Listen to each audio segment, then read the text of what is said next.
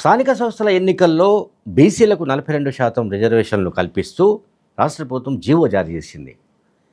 ఈ జీవో రాజ్యాంగంలోని article 243D of 6 కింద ఈ జీవోను ఇష్యూ చేసింది. అయితే ఇది న్యాయ సమీక్షకు నిలబడుతుందా లేదా అని దానిపైన తర్జన భర్జనలు జరుగుతున్నాయి. అంటే స్థానిక సంస్థల ఎన్నికల్లో 42% రిజర్వేషన్స్ అనేది రాష్ట్ర ప్రభుత్వం ఒక నిర్ణయం తీసుకుంది. నిర్ణయం తీసుకుంటే జీవో జారీ చేసింది. అయితే ఈ జీవో ప్రకారం ఇది అమలు చేయడం అనేది సాధ్యమవుతుందా కాదా, లీగల్గా దీనిపైన ఏమైనా కాంప్లికేషన్స్ వచ్చే అవకాశం ఉందా అనే దానిపైన చర్చలు జరుగుతున్నాయి. విద్యా ఉపాధి రంగాల్లో కూడా 42% రిజర్వేషన్స్ అమలు చేయడానికి తమ ప్రభుత్వం సిద్ధంగా ఉన్నట్టు ఈ జీవో ద్వారా తెలియజేసింది. అయితే గతంలో దీనికి సంబంధించి 42% రిజర్వేషన్ కేటాయిస్తూ అసెంబ్లీలో బిల్లు ఆమోదించింది, కేంద్ర ప్రభుత్వానికి పంపించింది, 9th షెడ్యూల్లో చేర్చాలని కూడా కోరింది. కానీ కేంద్ర ప్రభుత్వం దగ్గర అది పెండింగ్లో ఉంది. అట్లాగే సుప్రీంకోర్టులో కూడా కేసు పెండింగ్లో ఉంది. సుప్రీంకోర్టులో గతంలో ఒక సందర్భంలో ఇచ్చిన తీర్పు ప్రకారం రిజర్వేషన్స్ మొత్తం కలిపి అన్ని కులాలకు కలిపి ఎస్సీ, ఎస్టీ, బీసీ, ఇతర సామాజిక వర్గాల రిజర్వేషన్స్ అన్నీ కూడా 50% మించకూడదని సుప్రీంకోర్టు ఒక తీర్పునిచ్చింది. అందువల్ల ఈ బీసీ రిజర్వేషన్స్కు సంబంధించిన అంశం పైన సహజంగానే ఒక చర్చ జరుగుతోంది. ముఖ్యమంత్రి రేవంత్ రెడ్డి మాత్రం చాలా పట్టుదలతో ఉన్నట్టు కనిపిస్తోంది. ఎట్ ఎనీ కాస్ట్ ఈ లోకల్ బాడీ ఎలక్షన్స్లో వార్డు మెంబర్ నుంచి జిల్లా పరిషత్ చైర్మన్ దాకా, అట్లాగే మున్సిపల్ అయితే అర్బన్ ఏరియాస్లో అయితే మున్సిపాలిటీల్లో కింది స్థాయి కౌన్సిలర్ లేకపోతే కార్పొరేటర్ దగ్గర నుంచి మేయర్ వరకు, మున్సిపల్ చైర్మన్ వరకు ఇది అమల్లోకి తీసుకురావడానికి ఈ జీవోను తీసుకొచ్చింది. దీంట్లో ఈసారి జరగబోయే ఎన్నికల్లో లోకల్ బాడీ ఎలక్షన్స్లో తెలంగాణలో జరగబోయే ఎన్నికల్లో గ్రామాల వారీగా మొత్తం రిజర్వేషన్స్ మారిపోతున్నాయి. గతంలో ఉన్న రిజర్వేషన్స్ కాకుండా ఇప్పుడు బీసీలకు 42% రిజర్వేషన్స్ రావడం వల్ల అసలు తెలంగాణ రాజకీయ ముఖ చిత్రమే మారిపోవచ్చు.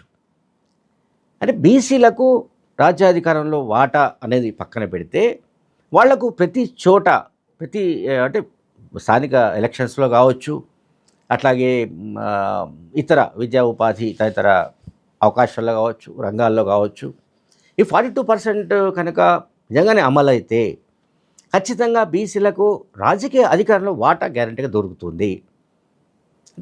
మేమెంతో మాకంత అని ఒక స్లోగన్ ఆల్రెడీ బీసీలది ఉంది.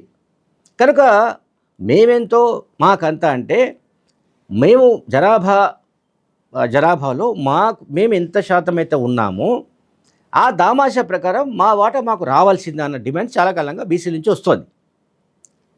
సో ఇప్పుడు దాన్ని కార్యరూపం తీసుకురావడానికి ముఖ్యమంత్రి రేవంత్ రెడ్డి ఈ జీవోను తీసుకొచ్చినట్టుగా మనకు కనిపిస్తోంది.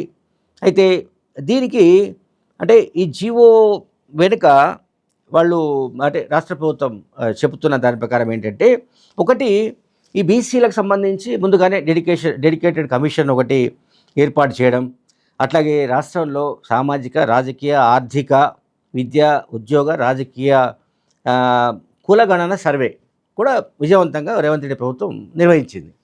సో ఈ సర్వే ప్రకారమే మనకు వీళ్ళ పర్సెంట్ ఎంత అనేది వచ్చింది, 56% ఏదో వచ్చింది మరి బీసీలకు.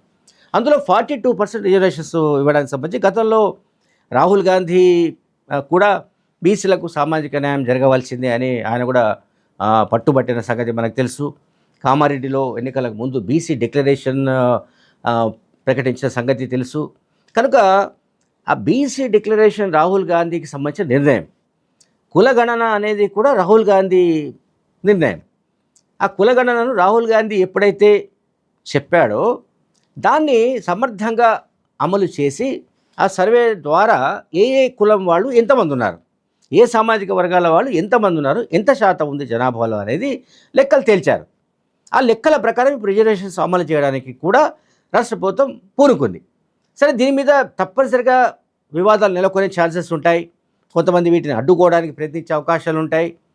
కనుక ఇది సామాజిక న్యాయం కోసం జరుగుతున్న ఒక పెద్ద కార్యక్రమం ఇది.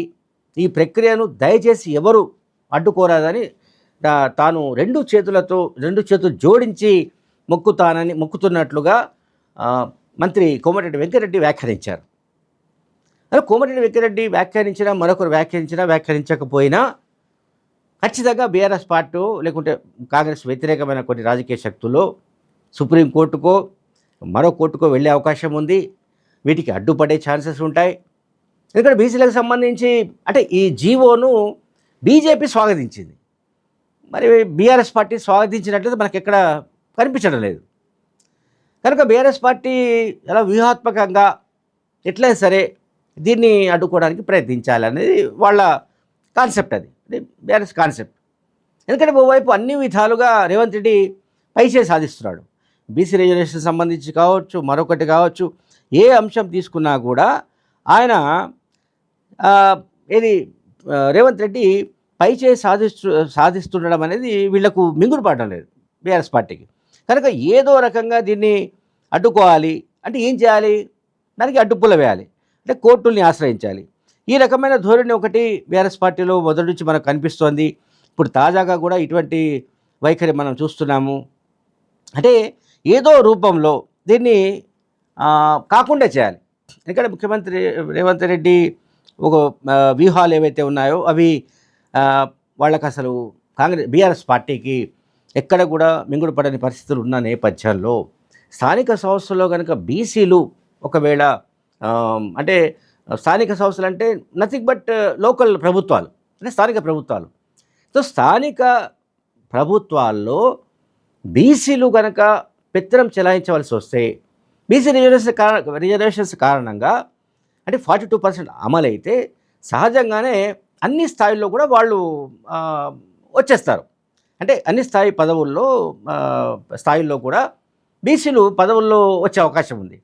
సో అటువంటి పరిస్థితిని బీఆర్ఎస్ పార్టీ ఊహించడం లేదు. అట్లా ఒకవేళ వస్తే తమ పరిస్థితి ఏమిటి?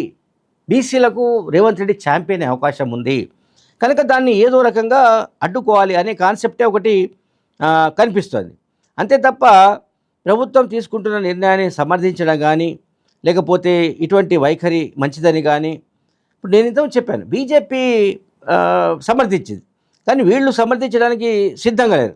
ఎందుకంటే రాష్ట్రంలో ఏది మంచి చేయాలనుకున్నా తక్షణం అడ్డుకోవడానికి రెడీగా ఉన్నారు ఎవరు? BRS party. దాంట్లో మనం చాలా చూస్తున్నాం విషయాలు. గ్రూప్ 1 ఎగ్జామ్స్ తీసుకోవచ్చు, మరొకటి రీజనల్ రింగ్ రోడ్ తీసుకోవచ్చు, లేకుంటే మూసీ రిజర్వేషన్ సంబంధించిన ఇష్యూ తీసుకోవచ్చు, అండ్ మెట్రో ఫేజ్ 2 వంటివి తీసుకోవచ్చు. అట్లాగే అనేక కార్యక్రమాల్లో అనేక నిర్ణయాలలో రేవంత్ రెడ్డి పైచే సాధిస్తుండడం, తాము చేయలేని పనులు వాళ్ళు చేయడం. ఇప్పుడు బీసీల పట్ల బీఆర్ఎస్ పార్టీకి ఎంత ప్రేమ ఉందో, లేకుంటే అది ఎంత కపట ప్రేమనో మనం అందరం గమనిస్తున్నాం. అందువల్లనే బీసీ 42 రిజర్వేషన్స్ ఇది అయ్యేదా పోయేదా అనే విధంగా చాలా రోజులుగా వ్యాఖ్యలు చేస్తున్న సంగతి మనందరికి తెలిసిందే, కొత్తదేం కాదు. ఇప్పుడు కూడా ఈయన అంటే ముఖ్యమంత్రి రేవంత్ రెడ్డిని ఎట్లా అప్రతిష్ట పాలు చేయాలని అనుకుంటున్నప్పుడు వాళ్లకు ఎక్కడ సందు ఇవ్వడం లేదు రేవంత్ రెడ్డి. ఆయన కార్యక్రమాలు తాను కూల్గా చేసుకు వెళ్ళిపోతున్నాడు.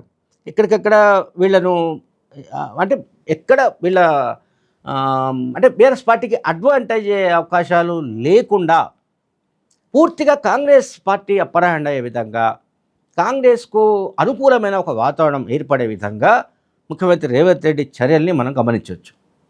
Thank you very much.